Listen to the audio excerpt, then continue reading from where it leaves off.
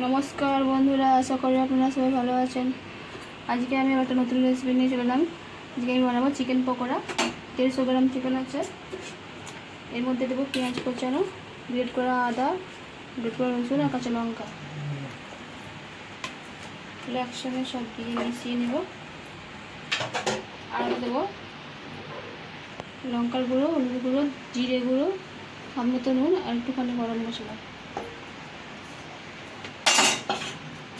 আর আছে বেসন আর কর্নফ্লাওয়ার 2 চামচের মতো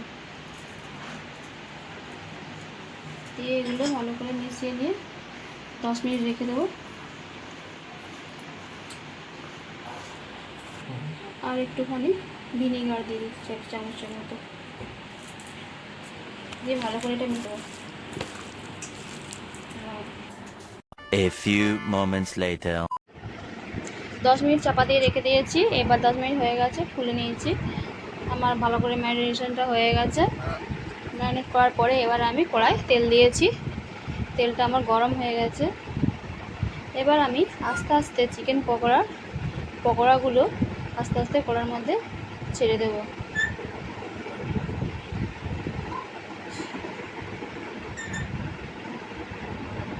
একটা একটা করে ছোট ছোট করে পিস কেটেছিলাম, তাই ছোট ছোট করেই ছাড়ছি। খুব বড় করে পকোড়াগুলো তৈরি করব না, ছোট ছোটই করেছি। একটা একটা করে আস্তে আস্তে পকোড়াগুলো কড়ার মধ্যে ছেড়ে দিচ্ছি। এরকমভাবে সবগুলো ছেড়ে দিচ্ছি। আপনারা বাড়িতে অবশ্যই বানিয়ে খেয়ে দেখবেন, আর কেমন লাগলো অবশ্যই কমেন্টে জানাবেন। আর আমার চ্যানেলে অবশ্যই সাবস্ক্রাইব করে দেবেন। নতুন বন্ধু কেউ হয়ে থাকলে পরে অবশ্যই সাবস্ক্রাইব করে দেবেন। আমার সবগুলো ঝাড়া হয়ে গেছে পকোড়াগুলো কড়াতে। এবার আমি এগুলোকে আস্তে আস্তে উল্টে পাল্টে ভেজে নেব। এক পিস ভালোভাবে একটু ভাজা হয়ে গেলে গ্যাসের আঁচটাকে খুব জোরে দেই না, মিডিয়ামে রেখেছি। কেননা মিডিয়ামে না রাখলে পরে এগুলো ভালোভাবে ভাজা হবে না। আর জোর দিয়ে রাখলে পারে তলাগুলো পুড়ে যাবে আর ভেতরে মাংসটা ভালো করে ভাজা হবে না।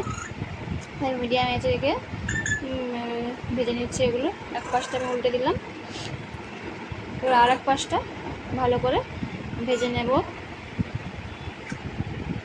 উল্টে পাল্টে ভালো করে ভেজে নেব।